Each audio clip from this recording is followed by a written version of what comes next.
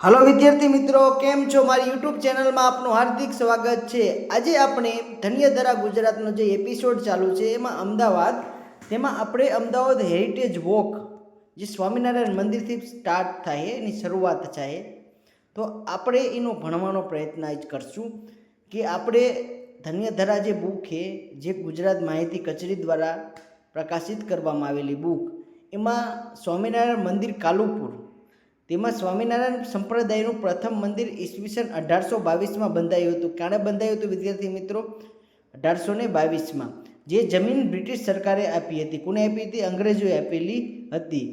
આનંદાનંદ સ્વામી દ્વારા નિર્મિત આ મંદિર કોતરણી બર્મીજ પ્રકારની છે. કેવી પ્રકારની વિદ્યાર્થી મિત્રો? બર્મીજ. યાદ રાખજો, પરીક્ષામાં અહીંથી પૂછાઈ શકશે કે કાલુપુર સ્વામિનારાયણ મંદિરની કોતરણી કેવા પ્રકારની છે? તો બર્મીજ. અને દરેક કમાન અને કૌશ તેજસ્વી રંગોથી રંગવામાં આવેલા છે. ભગવાન સ્વામિનારાયણ દ્વારા પોતે સ્થાપિત મૂર્તિઓ તેમજ તેમની કેટલીક અંગત વસ્તુઓ અને શિલ્પોનું પ્રદર્શન અહીં છે. જૂના શહેરના પૂર્વીય ભાગમાં કાલુપુરની નજીક સ્થિત સ્વામિનારાયણ મંદિર એ શહેરના મધ્યમાં ભૂખરા રંગનું છિદ્ર છે અને જૂના શહેરના ધ્રુવો દ્વારા હેરિટેજ વોકનું પ્રારંભિક બિંદુ પણ છે. હેરિટેજ વોકનું પ્રારંભિક બિંદુ એટલે કે સ્વામિનારાયણ મંદિર. હવે જોયું વિદ્યાર્થી મિત્રો કે કવિ દલપતરામનો ચોક લાંબેશ્વરની પોળ. લાંબેશ્વરની પોળમાં કવિ દલપતરામનો ચોક આવેલો છે. આ કવિ 19મી સદીમાં થઈ ગયા વિદ્યાર્થી મિત્રો. દલપતરામનું ઘર તરીકે પ્રસિદ્ધ છે. ગુજરાતી કવિ છે કે જે લાંબેશ્વર પોળમાં તેમનું મકાન આવેલું હતું.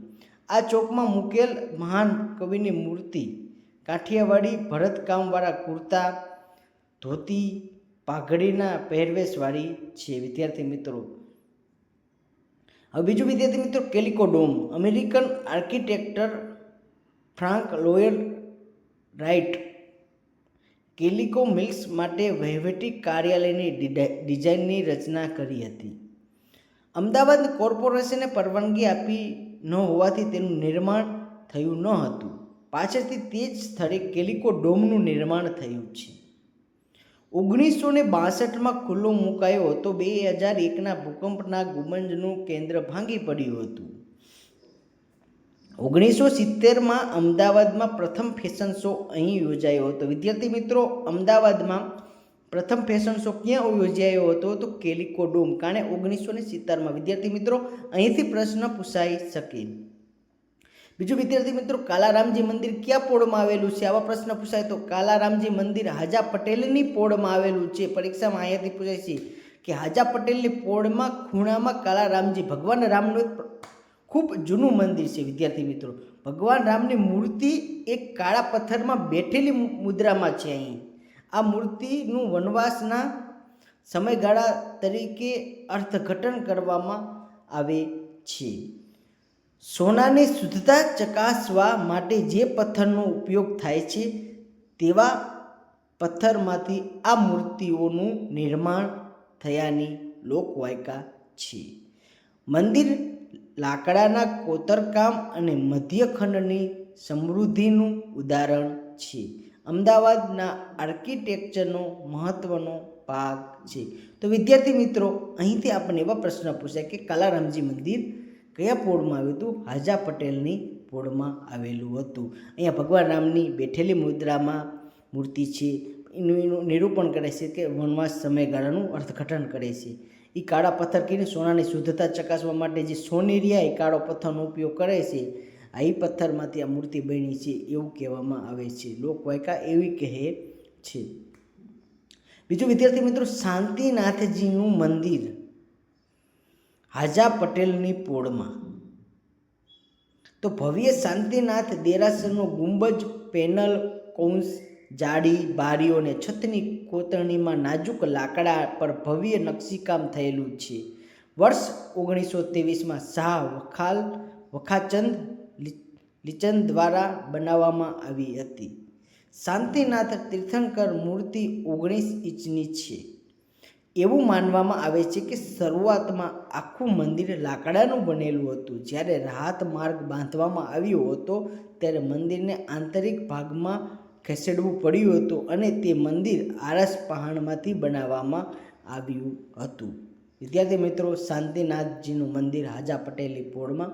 તો વિદ્યાર્થી મિત્રો, આમાંથી પૂછાઈ શકે એવા પ્રશ્નો આપણે જોયા. મેં એમાં અંડરલાઇન પણ કરેલી છે, તે મોસ્ટ આઈએમપી પરીક્ષામાં અહીંયાથી પૂછાઈ શકે છે. બીજો કાંકરિયા તળાવ, તો બધાને જ ખબર હશે વિદ્યાર્થી મિત્રો, અમદાવાદનું ફેમસ તળાવ એટલે કે કાંકરિયા તળાવ મણિનગર વિસ્તારમાં આવેલું છે.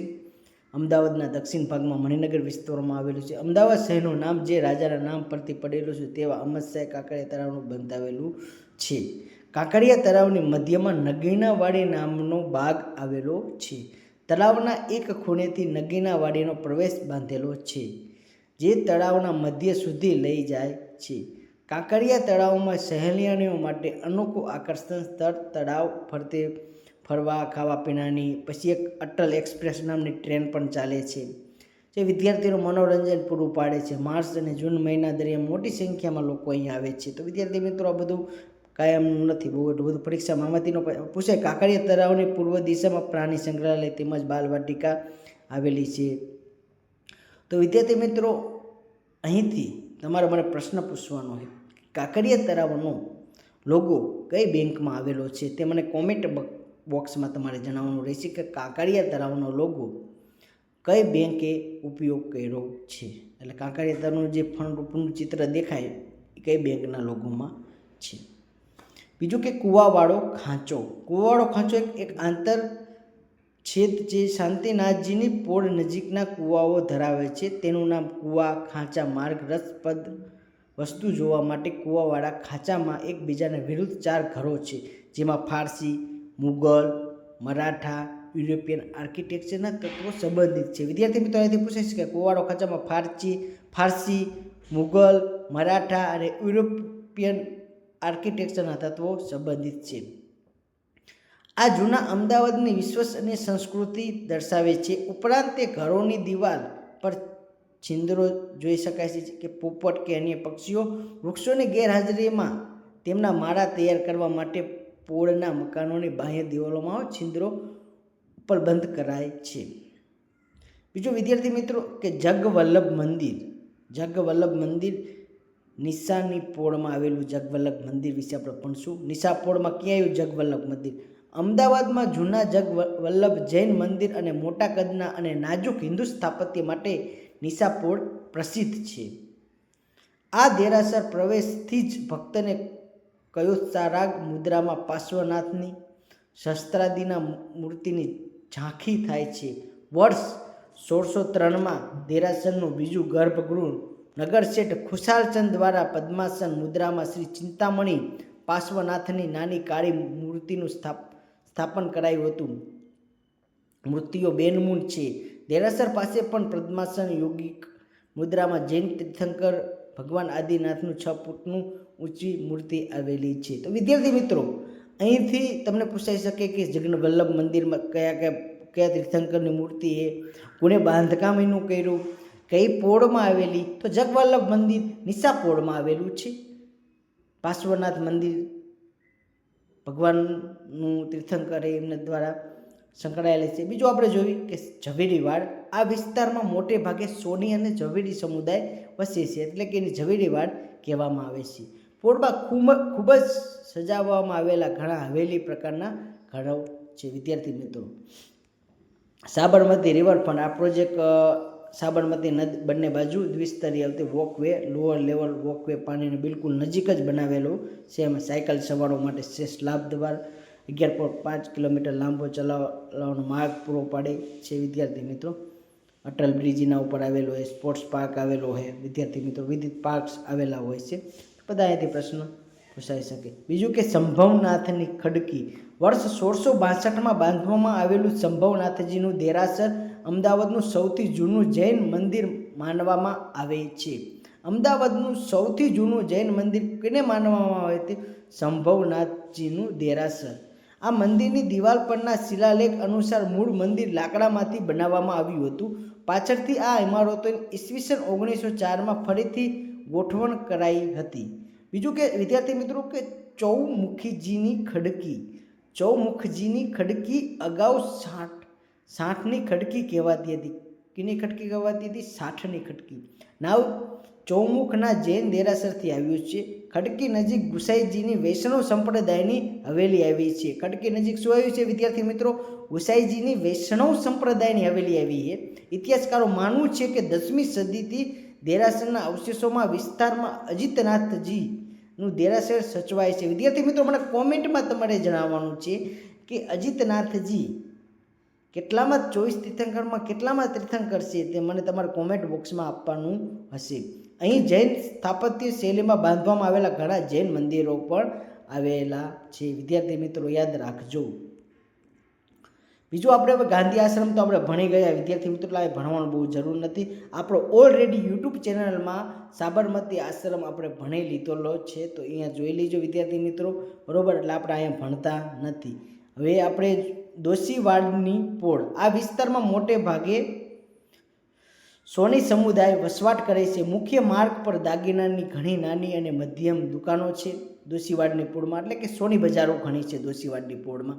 ઘણા સુશોભિત હવેલીઓ પ્રકારના ઘરો, પોળમાં સુંદર કોતરણીવાળા ચબૂતરાઓ પણ છે. ચબૂતરા આર્કિટેક્ચર પર વસાહતી પ્રભાવ અને એક અનન્ય ઉદાહરણ છે કે દોશીવાડી પોળમાં શું ફેમસ છે કે કોતરણીવાળા ચબૂતરા. યાદ રાખજો વિદ્યાર્થી મિત્રો.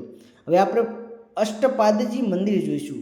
અષ્ટપાદજીનું મંદિર દોશીવાડી પોળના અંતે જૈન ગ્રંથાલયની બાજુમાં અષ્ટપાદજીનું આરસ પહાણ દેરાસર આવેલું છે, જે હિન્દુ અને જૈન શૈલીના સ્થાપત્ય શૈલીમાં બનેલું છે, જેમાં શિલ્પો અને નૃત્ય સ્થિતિમાં માનવ આકૃતિ અને સંગીતવાદ્યો, પ્રાણીઓ, અન્ય વિવિધ ફૂલોથી કૃતિઓ જોવા મળે છે.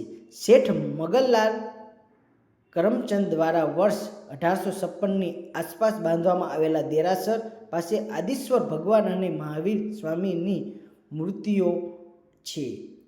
તેની પાસે શેઠ અને શેઠાણી તેમના ગુરુની મૂર્તિઓ પણ છે. તો વિદ્યાર્થી મિત્રો આપણે અષ્ટપાદજી મંદિર સુધી રાખશું. બીજું આપણે પછી આપણે ભણવાનો નેક્સ્ટ લેક્ચરમાં પ્રયત્ન કરશું કે બધું ભેગું થઈ જાય છે. વિદ્યાર્થી મિત્રો અમારો વિડીયો જોઈજો. આમાં ખૂબ પરીક્ષાને લગતું અમદાવાદ જિલ્લામાં શું શું આવેલા, કે સ્થાપત્યો આવેલા કે કોને બનાવ્યા, એની વિશેષતા શું છે વિદ્યાર્થી મિત્રો, આપણે ભણવાનો પ્રયત્ન કર્યો. તો વિદ્યાર્થી મિત્રો બીજું કે મારી ટેલિગ્રામમાં ચેનલમાં જોડાઈ જજો વિદ્યાર્થી મિત્રો. હું આમાંથી જે પ્રશ્નો પરીક્ષામાં પૂછાઈ ગયા છે અને પૂછાઈ શકે એની મોક ટેસ્ટ હું મૂકતો રહું છું. તો ખાસ કરીને વિદ્યાર્થી મિત્રો મારી યુટ્યુબ ચેનલમાં જોડાઈ જજો. અને ખાસ કરીને બીજું કે આપણે આજે ભણવાનું જે સિરીઝ ચાલુ છે ધન્યધરા ગુજરાતની, એનું આપણે ભણ્યું. હવે બીજું આપણે જે અષ્ટપાદજી મંદિરથી હરકુંવરજી શેઠાણીની હવેલીનું આપણે નેક્સ્ટ લેક્ચરમાં અહીંયાથી ભણવાનો પ્રયત્ન કરશું. ત્યાંથી મારી ચેનલમાં બનતા રહો. મારો વિડીયો તમને ગમતો હોય તો લાઈક અને સબસ્ક્રાઈબ કરતા રહેજો. જય હિન્દ, જય ભારત. મળીએ નેક્સ્ટ લેક્ચરમાં.